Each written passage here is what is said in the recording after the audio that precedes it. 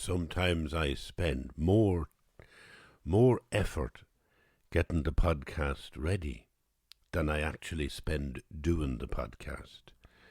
I planned initially to do podcasts of about 10 to 15 minutes once a week, and they've built up to 60 minutes, or, well, probably more like 40 minutes, 45 minutes every week. But it's getting ready for them that is actually the effort. And to be honest with you, I like it. It gets me through the week, because I start thinking about it on Monday, and I think, what will I do my podcast on this week? And very often I start with a plan on Monday. I say to myself, like, well, I'll talk about the art of memoir this week.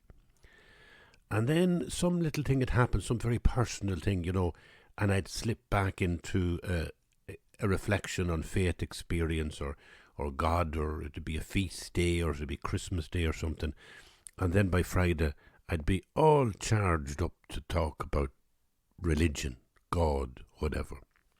I thought that this week I would be on the art of memoir, because I really planned that on the 1st of February we'd go into spring, and I'd be able to say that the previous podcasts, and there's now 2 years of them available, so there's a huge amount of podcasts available if you're new to the Michael Harding podcast.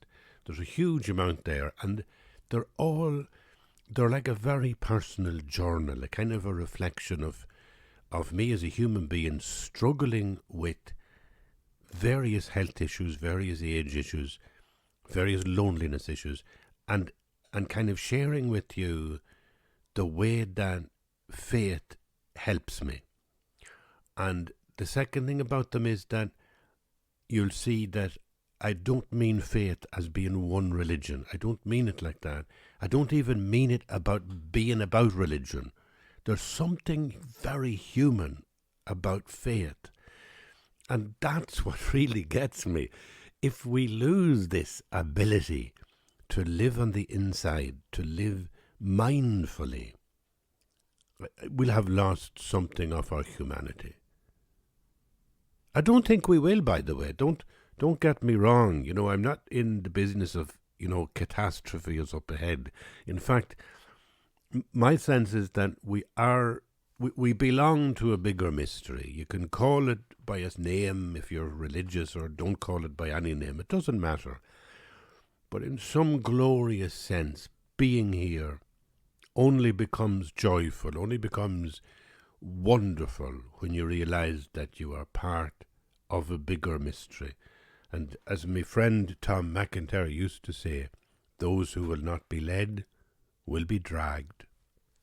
I think he got that from Carl Jung, because I think the idea is really that, your unconscious drags you places, but so also does the flow of the great collective unconscious, or the kind of, again, there's different words for it in different periods of history, the great spirit.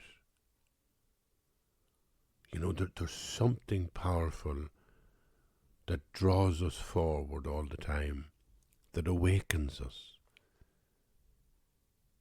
You know this, I know this. If you're alone, you can feel really unhappy, you can feel really joyful to be alone.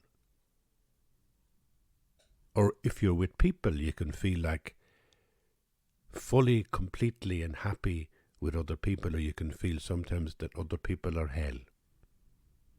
But underneath both of them is the sense that when you're being drawn by some kind of otherness, like something that's beyond you, beyond your own ego, something that in a positive way you'd say holding you up.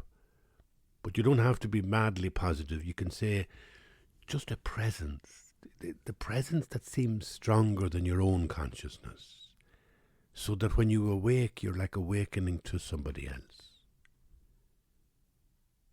And that's what gets us through the day, that's what gets us through the night, but that's what gets us through life. Maybe that's what gets us through death. Maybe that's what gets us through suffering. I find it like I'm pausing because I get overwhelmed with how amazing that single realization is. That even in this room, and I'm sitting here in Donegal without me clock. I miss me clock. Me clock is in Leitrim. I was thinking I might get a clock for here, with a nice chime to it. I was also thinking I could record the one in Leitrim and then play it here in the background, but that would be cheating. You'd be thinking, oh, do you hear the clock? He must be in Leitrim. But I thought, no, I won't do that. But I might, at some stage in the summer, find myself a suitably beautiful antique clock and put it on the wall, and every 15 minutes you'd hear it going ding-dong. Anyway, what I really ended up thinking I should talk about today was Lourdes. Lourdes, you might pronounce it Lourdes. Pronounce it any way you want. It's that place where there was an apparition of the Virgin Mary. And, it's a tricky subject. But today is the 11th of February, and it's the feast of Our Lady of Lourdes. I had no devotion to this particular person, deity, Theokotos, Mother of God, whatever. I'd no devotion to Mary in the Christian tradition. Even though in 1981 I was ordained a priest. But I remember being so unhappy in the institutional church. I remember I used to walk around the back of the house I was living in, the curate's house in a little village in Fermanagh, and I'd be walking around the yard at the back. And I used to say to myself, my life is going on somewhere else. Now that's an interesting phrase, because I think it happens. It could happen in a marriage. It could happen in a relationship. It's a feeling my life is going on somewhere else. What was happening to me in that moment? When I look back now, I think what was happening was there was a sense of presence. It felt like it was gone elsewhere. So my consciousness, my awareness, my being in my body and walking around talking to people seemed dim or sort of dark or not really intensely alive. And yet I sensed that there was a more intense sense of life somewhere else. There's something drawing me somewhere else. My life. My life is going on somewhere else. It'd be like if you were in a room. If you're in a room, let's say you're sick in bed, and in the sitting room or downstairs or wherever, there's 3 or 4 people talking around the table or in the kitchen, and you can hear them in the distance, and they're animated and they're laughing, but you can't hear what they're saying. You can just hear the sounds of their laughter, the sounds of their conversation. And you're listening to that and you're lying in the bed, and you might kind of feel a great pleasure listening to it, because it could reflect, that you belong to a beautiful, loving community, family. And there they all are in the kitchen chatting away. And I think that is something that does happen when you're sick, that you get a comfort from other people in the house. And sometimes you get a fierce sense of loneliness if you're in bed on your own and there isn't a sound from the rest of the house, which can be very lonely. Now, I think there's also a time where you're alone in the house, you're sick in bed, and the actual silence in the house and the silence in every room in the house becomes very, very strengthening or consoling or protective. You feel like you're in a safe space. You're in a big cave. And that can be a time when you experience a sense of presence You know, a sense of presence greater than yourself. And you feel you're connecting with that presence. That presence is with you. It's like there's something of your life is intensely real as you lie there alone with COVID or with a head cold or with some serious illness. You feel like this is my journey. I felt that a few times, I have to say, in the past few years with different small and minor illnesses that you now know about. And I'd be lying in the bed, maybe in the hospital, maybe at home, and I'd be thinking, you know, this is part of my journey. It's very unpleasant and I don't like it, but this is part of who I am, you know. And I also discovered in those moments a sense of not taking ownership of my body, but embracing my body. I think I used to, in the old days when I was young, I used to have a template of my body as perfection. And I was completely divorced from a sense of my body as it really was. And that kind of person neglects their body. Men are fierce at this. Men are fierce at sort of living with a template of their body rather than their body. Because their body never calls them home in the way that a woman's body calls her home in her teenage years, in her 20s. If she has a family, then in her family journey. Calls her home all the time to her body. And men don't have that sense of groundedness, embodiment. So they can end up in their 40s or 50s and it's like they have a template of their body which is completely divorced from what their body is. You'd see them sometimes, the funny one to look at would be, you know, sometimes in a place like a golf club or a fancy bar, and a couple of boys would come in now and they'd be maybe in their 50s or 60s and they'd have pot bellies and they'd be drinking pints. But the way they'd be standing and the clothes they'd be wearing, they'd be looking like we're fine young things. They'd really have a puffed up sense of themselves, like, aren't we looking well? And you'd be looking at them saying, Jesus, they're sad looking. They're so old. Not so old, no. I shouldn't say that. They're so depleted from, let's say, overweight or, you know, the wrong clothes. I mean, there used to be a great song about it, the oldest swinger in town, you know. The old fella in his 50s and he's still wearing tight trousers on a belt that doesn't actually go round his big pot belly. So the pot belly slips over it, you know. That kind of image of a male at that sort of middle age area is a great example of how the male doesn't have the same sense sometimes of being in the body.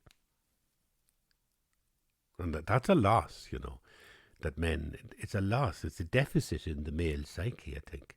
But for me, I certainly found that in the last 6, 12 months, in the last 3 or 4 years maybe, I've had a deeper sense of being called home to my body by illness. And I began to understand illness as a call. Kind of like, remember me, I am your body. And don't judge your body. You know, like, as I say, I'd have a perfect template of the body. And I remember one time, this is now 40 or 45 years ago. And I was at a party, it was a summer's night, it was a big fancy house. And I was wearing sandals. I thought I'd look well in sandals. And there was a woman there and I wanted to chat to her. Just I wanted to be friendly and chat her up now. I didn't want to be developing a relationship with her, but I really was animated because she was a very bright, intelligent woman and she was studying philosophy. And I went over to her and I was chatting to her and we were joking about this, that and the other and how we were looking. And then she looks down at my feet and she says, oh my God, she says, you're a monster. And I looked down at my feet and for the first time I saw that 2 of my toes were broken and they really looked ugly. Up until that moment, I thought they were beautiful. So that happens with my whole body, I think, as you get older. And then something goes wrong, like, we'll say a detached retina. And the first reaction is to rage against it, to say, no, this can't be happening to me. This is not good enough. I don't have a detached retina. My two eyes are perfect, and that's it. Don't even, you get annoyed with yourself, or you get annoyed with your body. You begin to go into denial, and it creates a sense of anger because obviously you can't deny a detached retina. My detached retina got fixed about 4 weeks ago. Thanks be to God, and thanks be to the great doctor and nurses, but I still can't fully see out the left eye. All I can see is a blur with my left eye. And you can't deny that. You can't pretend that you do have good eyesight in the two eyes. So you have to start kind of, I think, loving yourself, or being a mother to yourself is a lovely phrase I remember one time hearing. Be a mother to yourself. Take your body in illness not as something that necessarily has something wrong with it, but it still is your body. And it still is you going on a journey. And it may seem like Everest, it may seem like a great mountain that you're climbing. And even though, I haven't had any, what you call really serious stuff to worry about, I still have had a couple of years now where there's a new struggle has come into life, My life is not the way it used to be up to 5 years ago. Every day has kind of an extra dimension of struggling with sort of things that are disabling. And I would be angry about it initially, but because it's reality, you eventually are forced to accept, to say, this embodiment is me on a journey, and it's a bit of a mountain to climb, but this I must do. Not must do. This I am grateful to be able to do because it is me. It is me. This is my body, and it's okay. I am okay the way I am in this moment. Maybe a certain healing would be really, really good. Maybe I can wish for that, or pray for that, or work for that in the medicines I take. But where I am at the moment needs to be the comfort of, this is my life going on here. This struggle is my struggle. And it's interesting, it's mysterious, it's unfathomable, it's incomprehensible, and yet it is me being here now. And I feel that will help me even sometimes when there's pain involved. And I have to tell you, I'm going to the dentist next week because on top of everything else that would be wrong with me, I was sitting at the table about 4 days ago and I was sucking a sweet. Now, I was sucking the sweet to comfort myself because I had to go out. I was rehearsing for about 3 hours at night that evening. And I was thinking, God, it's a long day now and it's a windy, dirty, little wet night and I have to go out to do this rehearsal. I thought, I'll have a cup of tea and a wee sweet before I go. And I ate this mint sweet. I won't say the name of it, but you'll guess them yourselves. They're a sticky, chewy mint sweet. And I would enjoy a mint with a cup of tea. And there I was, chewing away until it pulled the back of me fucking teeth off. On one side, a tooth that there was a filling in, and it just pulled it out. And I'm going around now with a hole in me mouth, and I have to go to the dentist next week. And it's going to be for serious stuff with, the old root canal treatment, she said, smiling down at me during the week as I lay there stretched on her bench. Root canal treatment. So, me that's afraid of dentists, I'll be going in there, I suppose, terrified. And it'll be the worst experience of a dentist I've ever had because, I haven't had serious problems with the teeth. But I am terrified. That goes back to childhood. And here we go again. I have to look at that experience of pain, if there is any, or at least discomfort, and kind of accept it as a journey, like a part of my journey that's interesting, unfathomable, mysterious. This is me here experiencing this pain.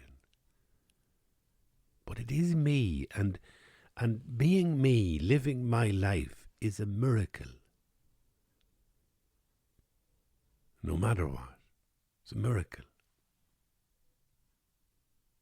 And that's what I mean when I talk about years and years ago when I was in the institutional church. I was working as a curate, and I was walking around the backyard of the little curate's house in South Fermanagh, and I was feeling my life was going on somewhere else. I didn't feel this is me. I didn't feel kind of the resonance of presence greater than myself within me. I felt as if there was a presence greater than myself, but it was in the next room, or it was down in the kitchen, or it was over the mountains. It was far away. And it was calling me. It was a sense that, like, my consciousness is dull in this moment. I'm not conscious here in a way that I feel I'm celebrating my full self. Because my full self feels like it's locked into a bigger self. My full self feels like it's in harmony with the mothership. Some invisible archetypal mother that loves me, holds me, minds me. I'm like a child. Do you ever see a child dancing and the mammy is in the audience, glowing, smiling at the child, and the child is doing her little dance? Or his little dance, and the daddy and mammy are in the audience. I don't want to be gender specific, forgive me. A parent is in the audience, and the child is doing its dance. God, you have to be very careful nowadays. Anyway, child dancing, glow in child, because feeling that parent presence is with me like sunlight. Like sunlight. Sunlight, like the rays of the sun, is a lovely, powerful sense of how we feel on the inside when we're in God's presence, when we're experiencing a sense of grace. And I suppose maybe that's what I'm talking about when I'm talking about that curacy in South Fermanagh where I felt my life was going on somewhere else. I knew, I didn't know for certain was I in the state of grace, but it was like my intuition told me it's not here, This is not really my life. And I think that, I would say to a young person about careers, when they're doing jobs, doing work, if you feel your life is going on somewhere else, then try and get in touch with your life and change your life. Get to the center, get to the source of your life, and the source of your life is God. But you don't have to use the word God. It can be just a sense that, like, I'm working in an office and I'm doing accounts and I'm bored and I'm dull and I'm just half conscious and I'm just like a robot going around and my life is going on somewhere else. But I'd really love to be a teacher. Oh, I'd love to be working with young people. Well, then try and go and be that.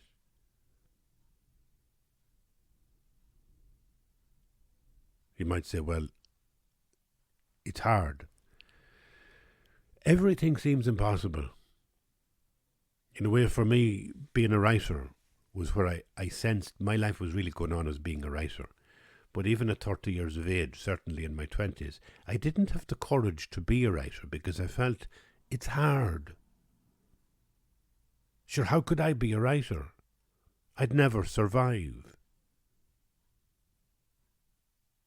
And maybe I got pushed into it because eventually by 30 years of age, I was so aware that my life was going on somewhere else. I was so aware that within institution and religion, I was living some sort of robotic life that was like a shell. That it just pushed me out to find my own life.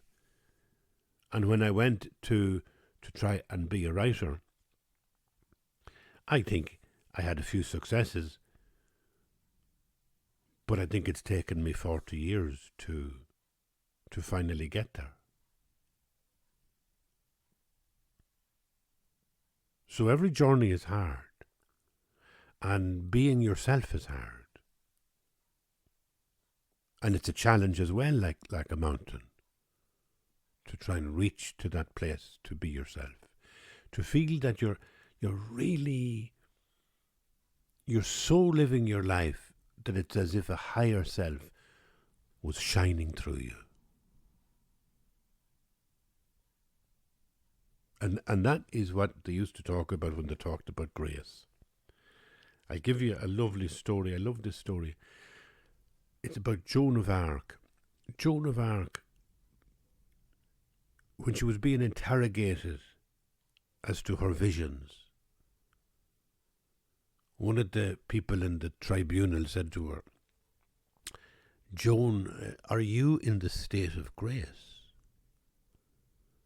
Now it was a trick question. Because if you said you weren't in the state of grace, well, you were saying, I am beyond God's mercy. I am, coming from a different energy. Wouldn't be a good statement to make. Alternatively, if you said, yes, I am in the state of grace, would be a kind of an arrogance. And Joan's answer was, I don't know, she said. If I am, may God keep me in it, and if I am not, may he lead me to it. And in that she kind of reflected the perfect balance of what faith is. Faith is neither denying God nor affirming with any certitude that there is a God. But it's behaving with a kind of love and hope that there might be a source, there might be a higher self, there might be something beyond the surface. And that's how I felt when I changed my life. I became so convinced that there was something deep inside, below the surface of the self, calling me to live my life. The very thing that had actually brought me into the church, into being ordained as a priest. The funny thing is, it was exactly the same sense and intuition that was drawing me further. Some people might say, I went in and then I came out. Right? I went into the church, then I came out of the church. I always try and say, I never left in one sense. I just, the journey continued further on.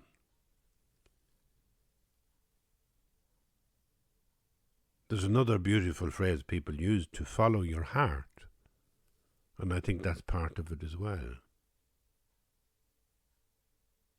In your rational mind, you can make choices. You can make reasonable choices. You can say, this is the career for me because I wouldn't be able for the other career. This is the job for me because I'd be afraid of the other job. I wouldn't make money on the other job. I wouldn't be able to have a mortgage on the other job.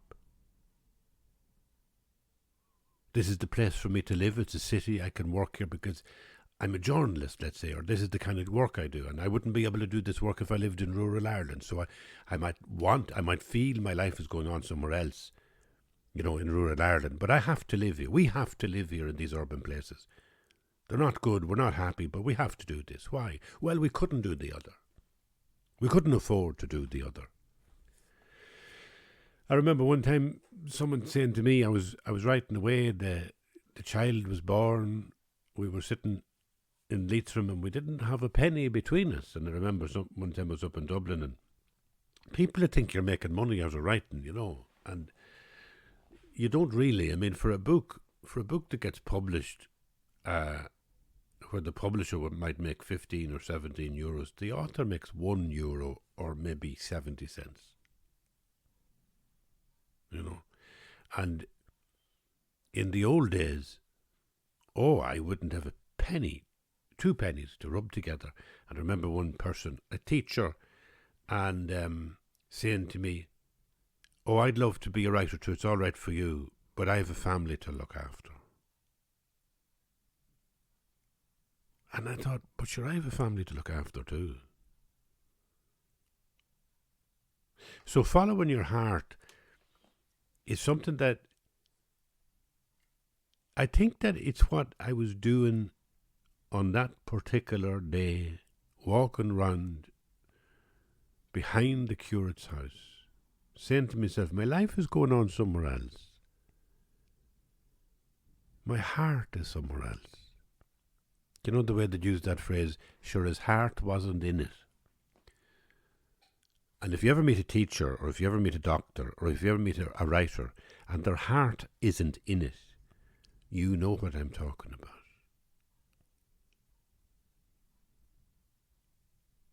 If your heart is in what you do, you're very blessed.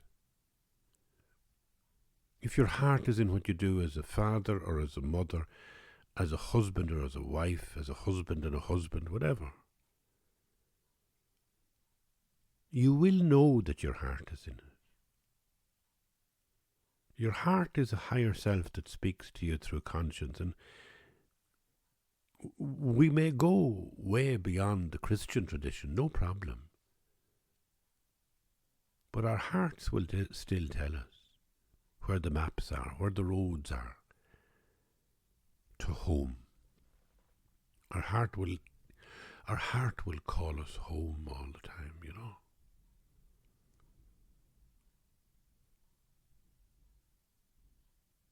So there was one day in Derrylin, in that little beautiful, lovely village that I spent a short time in. I was there having a glorious little time, thinking my heart is not really in it, this institutional stuff. And also thinking my life is going on somewhere else. And so one day I thought, I heard a voice. And the voice said, do it. Do it. Now the funny thing is, that's a voice I'd heard before. The first time I heard that voice, I was cutting the hedge in my father and mother's house in Cavan, and I was about 11 years of age. And I'd got a strange rush at the time to devote my life in some way to religion. I didn't know how, maybe by being a Christian brother or a priest or a monk, or, you know, something. Maybe dying when I was 16. I mean, I had that fantasy for a long time because I used to read about St. Dominic Savio, and his picture was everywhere in the Catholic schools of the time. And he died when he was about 16. And I used to think at 11 years of age, sure, it must be a good thing to die when you're 16. Sure, that'd be great. Go to heaven. So it was all jumbled up. It was all confused mush of Catholic adolescent nonsense, but I did really have this sense of my heart is somewhere in the path of religious inquiry. And I was clipping the hedge, and I could swear that I heard a voice of, I even thought who it was. It was St. Clair.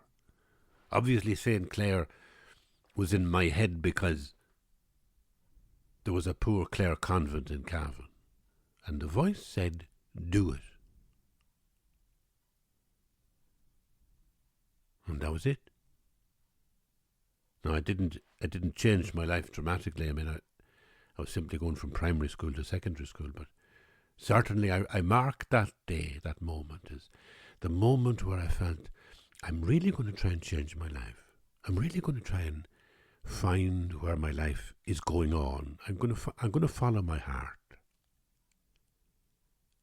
It was the first moment I became subversive. The first moment I looked at institutions and authority and family and began to awaken as a self, as an individual who says, you know, your Jerusalem is not my Jerusalem. I will find a different place. And the second time it happened, in a very, very significant way, was when I went to study theology in Maynooth. I was a teacher, I was a social worker, and again something impelled me so intensely. I was enjoying my life as a teacher. I was in the amateur drama in North Leitrim. I was driving around in a lovely XID registration plated car, beautiful new Ford Escort from Cavan. I was enjoying myself. But there was something, my heart wasn't in it. There was something else calling me. And I could hear that voice saying, go, do it, do it. And then when I was in the institutional church for about 4 years, and every single day I was experiencing this sense of, my heart is not in this, you know. My life is going on somewhere else. And I was walking around the back of the house. It was a kind of a tarmac Adam area. Big space, you'd fit 4 or 5 cars into it, a private yard. And there was a greenhouse as well. The greenhouse was in a state of dereliction because the previous curate had spent his time growing tomatoes. And I wasn't good at growing tomatoes. And it was also one terrible memory I have of that particular yard with the tarmac. Because I had cats at the time. I was always fond of cats, and I had a cat there. And she had kittens, 4 beautiful little kittens, and I had them in the garage. The garage was in the yard as well. And there was one afternoon at 2 o'clock, and I was late for class because I used to teach down at the local school. I used to teach religion in the secondary school, and I was late, about 5 minutes late, so I was rushing. And as I reversed the car, I reversed over one of the kittens. Well, I was so upset that I had to stand in front of a class of senior teenagers, boys and girls, looking at me and my eyes watering and me lip trembling, until they asked me, what's wrong? And I said, I didn't think I killed me cat. I just ran over me cat. I was so upset. And they were very kind. They minded me. That's a memory from that particular backyard. But the other memory is the one I'm talking about today. Go. I'm walking around that yard. I'm feeling my life is going on somewhere else. And there's a voice in my head saying, go. And it was so strong, it was so real, that later that evening, I went down to the church. The church was just beside the house. And I went into the church, and I'd go into the sacristy, and then I'd go out into the big vault, the whole kind of the front area where the aisles are. And I'm walking up and down between the aisles. There's 1 or 2 lights on. There's darkness in the gallery. And I could feel I heard a voice from the gallery, if you don't mind. Go. And I looked up, and I could almost sense there was a presence. up in the gallery. And it made no sense.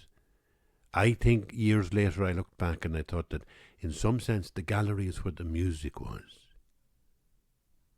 You know, the music was in the gallery. I was down on the altar in the sanctuary. But in some sense, the music was the wildest thing within that building. And that's where there was a voice coming to me saying, go. I went home that night and I felt, that's it. I'm going to leave this institution no matter how huge and enormous that struggle is. No matter how awful it seems. No matter how I have to, even if I have to say, well, I made a mistake, which I don't want to say. But no matter, I have to move to where my life is going on. If I hear some sense of a greater self, a higher self, some presence, and it's not within me, but it's actually somewhere else, in the next room or downstairs or miles away or in a different career or a different profession. There's something going on somewhere else and it's calling me. I have to go. I think that applies in real ways, in very difficult ways, for people who are in a relationship, people who are married and people who have children. It's just such a difficult moment. Such a lonely and terrible moment. I've never experienced it, but I've had close friends who felt terribly alone. If it's compounded by other stuff like argument, dysfunction, violence, abuse in a relationship, then it's even worse. But it's always the courageous decision to go. It's always the courageous decision to you've a sense that this is not my life. Like if I'm in a relationship and I'm being abused, then this is not my life. This is not your destiny. Go. And young people do it very frequently. You know, they have to go. They do it all the time. They leave the country, they go to other countries, they leave relationships and go to new relationships. Sometimes they have to leave an identity, like a sexual or gender identity, to awaken in a deeper level, because they feel, well, maybe me in this body or me in this heterosexual world, my life is going on somewhere else. I'm not really living my life. And you hear that presence inside you, that call that says, go. Change your life. I think old people find it real as well. I get excited when I'm thinking like that. You know, I'm maybe 60, what am I now? 68 years of age. But I still get excited when I think that there are still moments that I can be called forward into something else. Some new life, some new adventure. The only trouble is that at my age, it actually becomes age itself. And that's where I mean that your body calls you home. You find yourself living at the surface level and you're in denial, let's say, of your body, you're in denial of your health. And you're judging yourself, you're trying to live on a template of perfection in your health. You're trying to live as if you were 40. And that's the moment where the great presence calls you home to your body to say, this is now your adventure. Just as you travelled across the ocean, just as you went to America and Mongolia and India on all sorts of wonderful adventures, so now you're being called just to make the journey into your body, to accept being just in your body with this particular frailty. One eye that doesn't see so good, one leg that doesn't work so well. We all have those aches and pains.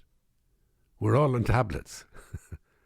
I hope they're all small tablets, but we are all on tablets. Might be blood pressure, might be... I won't go into it, but you know yourself. You know how you are. And if you have some particular health issue, I hope you feel strong enough to make the journey with it.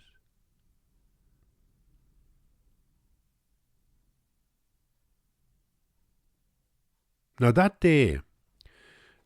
particular day, when I was walking around the yard, and that night later when I felt I was hearing the same sense of a voice, this is the strange bit. But that particular day, I kind of focused the voice on Mary, the Mother of God. I felt like it was a mother. But it was also like, do you know the way if I had walked headlong into the institutional church and got myself ordained as a priest, and then like 4 years later you say, oh, well, I changed my mind, you would feel stupid. And I felt stupid. But I felt a deep need to kind of follow the track, to feel that in some sense the faith that brought me into the church was now bringing me out of the institutional church. I was beginning to discover that God was not and is not a Catholic. We may within Catholicism have a sense of a great mythic poetry that explains and reveals God's presence. But that doesn't ever mean that the mystery of God's presence is reduced to these axioms or dogmas within Catholicism. And I say that completely clear that, that is actually the Christian position. To presume anything other than that would be, even in Christian terms, heresy. God is beyond naming God. God is beyond Catholicism. God is beyond all religion. So therefore, why is there a need for religion? Correct. None. God doesn't need religion, but humans have evolved with religion. Any anthropologist will willingly show you the mystery of how the human species evolved culture, evolved all sorts of complicated consciousness, and evolved religious practice and religious ritual. So religion is human. It's human. And I still didn't want to feel I went one way into the institution and now I was reversing out of it. So I wanted to hold on to this sense that there was a calling involved. There was a sense of presence involved.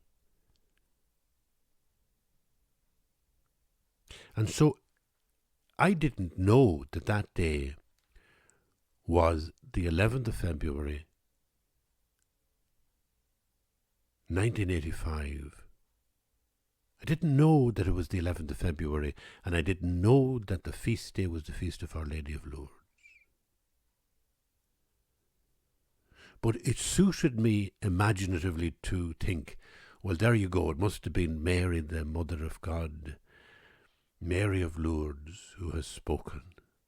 And I will mark the day as the day I tried to change my life. And that, dear friend, is why I always enjoyed February the 11th, the feast of Our Lady of Lourdes. It's a very, very beautiful and special day in my calendar. And I'll add just one final point to it about that.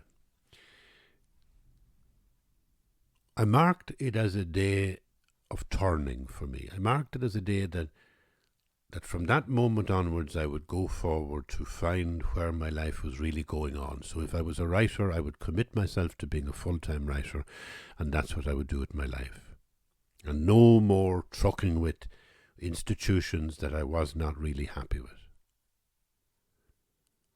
So the following day, I went to a friend who was about 25 years older than me, and he was really a senior to me. He was a conservative person, a person that you wouldn't be kind of talking negatively about the church to him. And I thought, he's a wise man, even though he's a conservative, and I'll go to him and I'll tell him the story and see what he thinks. So I went to him and we went for a walk along the river near Enniskillen, and I said, I'm thinking of leaving, and I gave him all the reasons why I felt I wanted to be a writer full time. I felt that the institutional church was suddenly gone very conservative and that it didn't make any sense to me and so forth. And I went on like that, told him the whole thing, and then I went silent and we walked a little bit further in silence, and eventually he said, well, Michael, he said, and I thought he was going to say, you need to have your manners and grow up and do your job. But he said, well, Michael, he says, if you are thinking of leaving, when?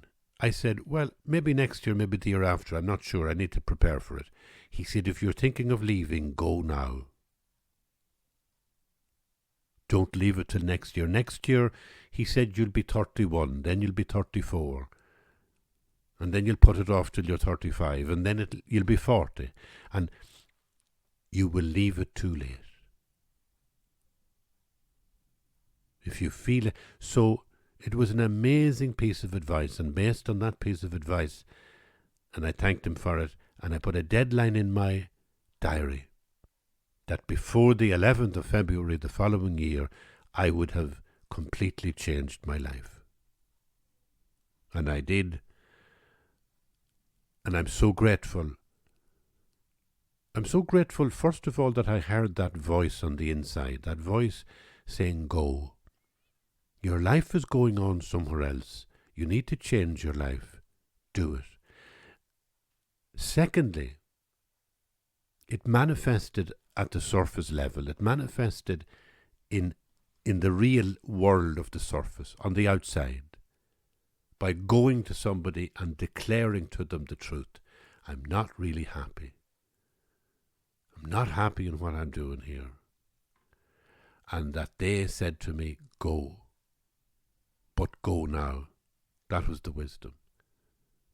Don't put it on the long finger. I'm so grateful that those two things happened. But when I put the whole adventure under the, if you like, guardianship of Mary of Lourdes, it meant that I had a parameter within which to see my whole journey. It meant that everything I did within a writing career was contextualized by a bigger picture. I was following the call to live life, to inhabit where the source of life is. The energy that is not just my ego, but in some sense is available to every single one of us as this great energy, this great source of power and light and love in our lives. And it calls us out, it calls us forth. And that's what the 11th of February did to me. It gave me, all those years ago, a context which has sustained me in my writing life ever since. Because it meant that there was some sense of living on the inside all the time. There's some sense of prayerfulness being the ultimate complete song of the heart.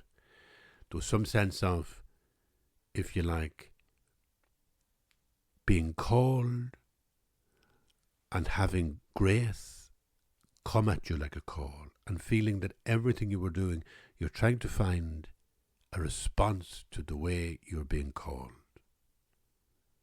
And that's about living not just at the surface, but with a depth inside you. And that depth, there's no other word for it but prayer. And you can have it in whatever religion you want. You can have it in a post-religious context. It's still the same thing. It is that bit of yourself, your ego, your small little identity that acknowledges a bigger presence, acknowledges a bigger self, acknowledges a bigger shape to the consciousness that's drawing us forward. Not necessarily pushing us, but drawing us forward. That you are not the mystery, but that you are kind of a referent around the mystery. That the bigger mystery is actually outside you, drawing you. And to live your life like that is to live it with prayer. It's funny because I wanted to talk today about the idea of living life through the eyes of a different religion. This is a really, really interesting and helpful thing to find out something about a different religion and to explore it. And also in that, I would say to find out something about living a secular life and explore it. So don't stick, take it like good food. Take it like really good food, really beautiful food is so good, so delicious, and so wonderful to have it, right? It comes out of the wok, you put it in the bowl, and you eat it with a little bit of soy sauce, and it's absolutely beautiful. It's good. And it enriches you.